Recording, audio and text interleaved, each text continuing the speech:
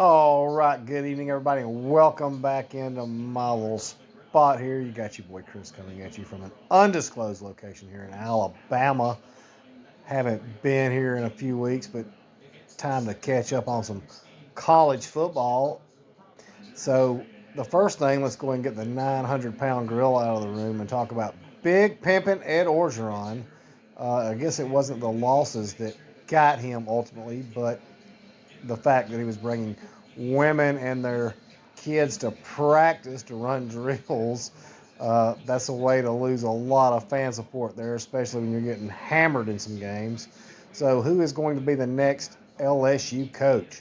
Um, I would take my time here if I was LSU and make sure I got the right hire. Obviously, um, they probably didn't think things through last time when they fired Les Miles and ended up with Ed, but he didn't win you a national championship, so it comes with a cost. So who are we looking at here? James Franklin. A's did okay at Penn State. However, if he can't win in or at Penn State, where he's basically recruiting against no one in that state, and you should be recruiting nationally there. How is he going to come to LSU and recruit and win in the SEC against the likes of Alabama, Auburn, a resurgent Ole Miss team, Mississippi State, Texas A&M? Not to mention you've got to play Florida every year. I just don't see him doing any better. They say that the ceiling at Penn State is he's reached his ceiling and he can't do any better. So I don't see him doing it at LSU. Let's go to some of the other people that is being touted for this job. Dabo Sweeney, that is comical. Why would Dabo leave Clemson where he has his empire? Yes, they are down this year, but why would you leave there to come to, again, the SEC and play against the likes of the teams I just mentioned? How about an outside-the-box choice of Urban Meyer? Yes, Urban Meyer. This is going to be a quick little experiment in the NFL for him, and he will be back in college football before you know it. Now, he's going to be at your program for 5, 6, 7 years. He's going to leave you in shambles, but you're going to win 1 to 2 national championships. So probably not a bad choice considering that at Urban's age, this will probably be his last dance, the next college football program he goes to. But to me, the most logical choice is going to be Ole Miss's Lane Kiffin. Here you got a guy who's 44, 45 years old. He's been a head coach now. This would be his 5th major program if he takes the LSU job. He was the offensive coordinator at Southern Cal when Pete Carroll won a national championship.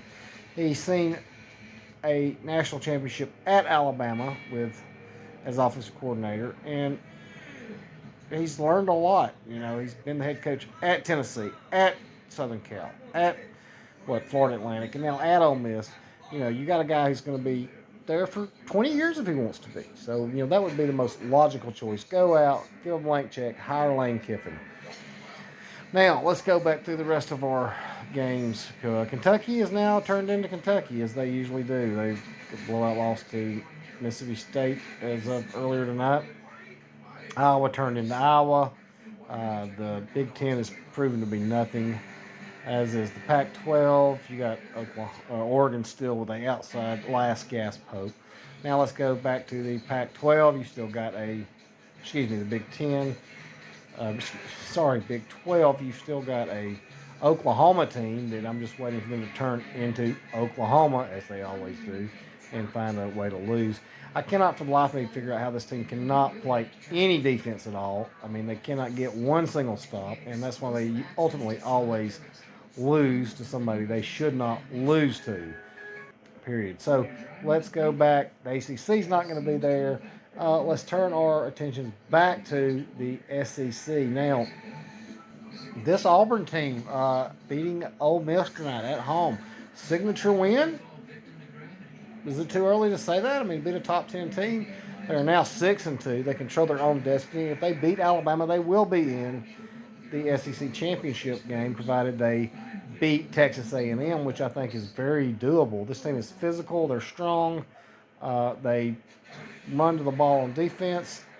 Bo Nix is a Game changer at quarterback with his running and throwing ability. This team has some work to be done, and they're improving every week. Watch out A&M and watch out Alabama. Speaking of Alabama, are they finally coming into their own? They struggle a little bit with a resurgent Tennessee team, who I was quite impressed with. But is this the Alabama team of old? Rice Young, to me, is by far the best quarterback in the nation. Yes, he is the best quarterback. He needs to run a little bit more. Alabama also has the ability that they should probably look at going too tight end and giving the ball to Robinson 30 times a game. They have that ability to move people off the ball. It's like a team that's searching for their identity. Defensively, they're just not there right now. I don't know what it is, but when you lose a lot of players every year, that's going to happen. Georgia. Georgia. Can anybody beat Georgia? I don't know. That team is strong. That team is physical. That team, uh, it's like an NFL team almost with their tight ends they're throwing the ball to, getting downfield. They have formations with 8 blockers on the field, and Florida can just not do anything with them. This stretch is going to be fun. I'm still waiting for Kirby to be Kirby.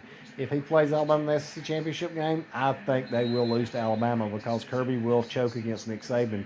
He's done it 3 times, and I don't see any different this time. As long as Bama hangs around, Kirby will find a way to give them the game.